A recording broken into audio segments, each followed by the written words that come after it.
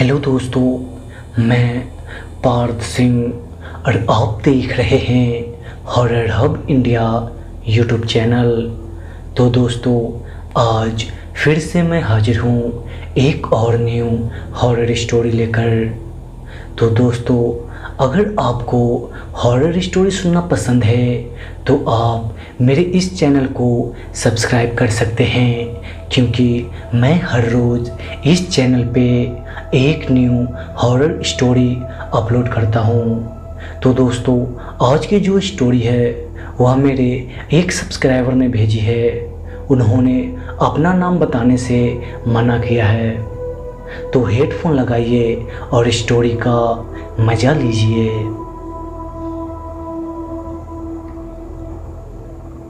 आज मैं आपको मेरे साथ घटी एक ऐसी घटना बताने जा रहा हूँ जो कि मेरे लाइफ की सबसे बड़ी भूल था। मुझे उस मंत्र की मदद से उस खतरनाक चीज़ को नहीं बुलाना चाहिए था।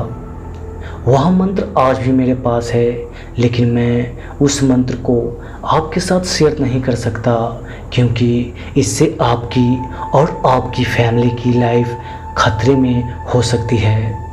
तो दोस्तों, बिना टाइम बर्बाद किए हुए चलिए मैं आपको वह घटना बता देता हूँ। ये बात है 1 साल पहले की। मैं आपको बता दूं कि मेरे दादाजी एक भगत हैं। उन्होंने बहुत सारी सिद्धियां प्राप्त की हुई हैं।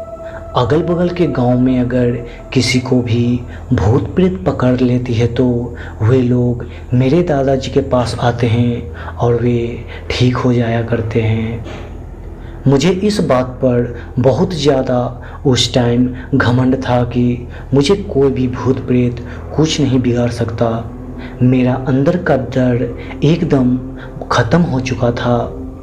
यहाँ तक कि मैं रात को 1 से 2 बजे अपने खेत में बोरिंग से पानी पटाने चला जाया करता था, वह भी अकेले। मेरे दादाजी का एक गुरु भी हैं जो साल 2 साल पर दादाजी से मिलने घर आते हैं। वह कहाँ रहते हैं किसी को नहीं पता। दादाजी बताते हैं कि वह सिद्धियाँ प्राप्त करने के लिए हिमालय के पर्वतों में रहते हैं और कभी कभी अपने शिष्य से मिलने आते हैं। तो एक दिन दादाजी के गुरुजी उनसे मिलने मेरे घर आए थे। हमारे घर के लोग गुरुजी को बहुत मानते हैं। मैं अपने हॉल में बैठकर टीवी देख रहा था। दादाजी और गुरुजी वहीं बैठे बातें कर रहे थे। गुरुजी ने बताया कि उन्होंने एक बहुत शक्तिशाली सिद्धि प्राप्त कर ली है और अब वह चाहते हैं कि मेरे दादाजी भी उस सिद्धि को प्राप्त करें। गुरुजी ने अपने कपड़े की बने बैग से एक पेज निकाला और दादाजी को थमाया। उस पेज में वही उस चीज़ का बुलाने की मंत्र लिखा हुआ था। गुरुजी ने दादाजी को बताया कि तुम्हें यह सिद्धि अकेले सुनसान जगह पर रात के टाइम करनी होगी। गुरुजी ने बताया कि जब तुम इस मंत्र को 100-150 बार जपोगे तो वह चीज़ तुम्हारे सामने आ जाएगी। वह बहुत भयानक दिखती है। वह तुम्हें डराने की कोशिश करेगी, लेकिन तुम डरना नहीं, लगातार मंत्र पढ़ते रहना। तुम्हें इस मंत्र को 1001 बार पढ़ना है। ये बात सुन उस टाइम मेरे अंदर एक अजीब सी हलचल होने लगी। मैं उस चीज़ को अपनी आँखों से देखना चाहता था। मैंने एक प्लान बनाया कि रात को मैं उस पेज जिस पे उस चीज़ को बुलाने का मंत्र लिखा हुआ है उसे दादाजी से चोरी कर मैं खुद उस चीज़ को बुलाने का ट्राई करूँगा। दादाजी दोपहर में ही गुरुजी के साथ दूसरे गांव चले गए थे। वे अब अगले दिन ही घर आते।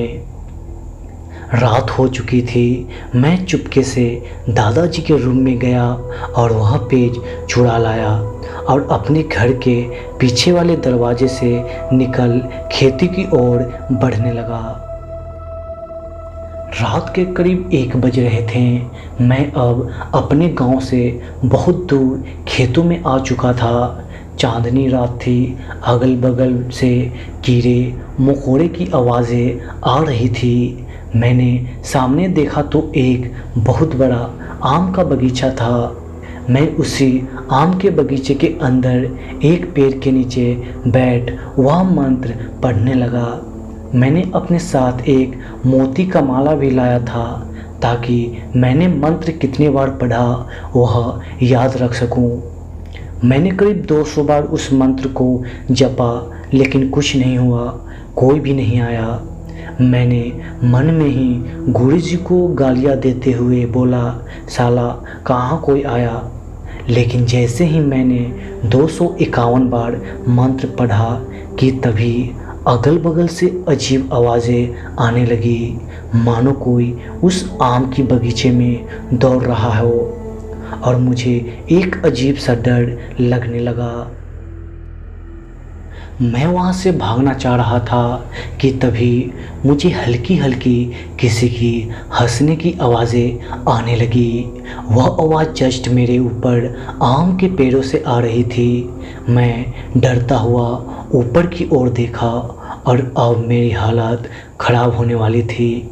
मैंने देखा एक औरत जिसने बिल्कुल लाल साड़ी पहन रखा है, वह उस आम के पेड़ के एक डाल पर अपने दोनों पैर नीचे लटकाए बैठी हुई है और मुझे देख मुस्कुरा रही है।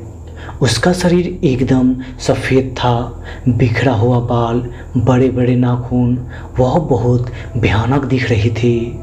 उसने एक भयानक आवाज़ में बोला, तुम मंत्र गलत पढ़ रहा है। और इतना बोल हंसते हुए धीरे धीरे वह उस पेड़ से नीचे आने लगी और मेरे सामने आकर खड़ी हो गई। मैं अभी भी मंत्र लगातार पढ़ रहा था, लेकिन जब वह मेरे सामने खड़ी हो गई तो वह इतनी भयानक दिख रही थी कि मेरा हिम्मत नहीं हुआ कि मैं वहाँ और रुकूं। मैं उठा और वहाँ से भागने लगा। भागते हुए जब मैंने पीछे की ओर देखा तो वह भी मेरे पीछे पीछे दौड़ रही थी। मैं जैसे तैसे कर अपने घर पहुँचा और किसी को कुछ नहीं बताया और सो गया। मुझे लगा कि अब सब ठीक है, लेकिन यह तो बस शुरुआत थी। अगले दिन से मेरा तबीयत ख़राब होने लगा। वह चीज़ मुझे रोज़ दिखने लगी, एक गुस्से भरी अंदाज में। हर रात को वह मेरे सपनों में आती। मेरे पेरेंट्स बहुत ज़्यादा परेशान हो गए थे मुझे इतना बीमार देखकर। अगले दिन दादाजी आए और आते ही उनको सब पता चल गया। वह बहुत गुस्सा हो गए थे कि मैंने इतनी बड़ी गलती कैसे कर दी। दादाजी ने बताया कि अब मेरी जान खतरे में है। दादाजी ने तुरंत अपने तंत्र मंत्र की शक्तियों से अपने घर को बांध दिया ताकि वह चीज़ अंदर ना आ सके, और मुझे सख्त मना कर दिया गया घर से बाहर निकलने को जब तक मेरे दादाजी के गुरुजी फिर से मिलने घर न आए तब तक, क्योंकि अब सिर्फ गुरुजी ही हमारी मदद कर सकते थे। आज मुझे घर में कैद हुए 13 महीने 16 दिन हो चुके हैं। आज भी वह चीज़ मुझे मेरे विंडो से बाहर रातों में दिखती है।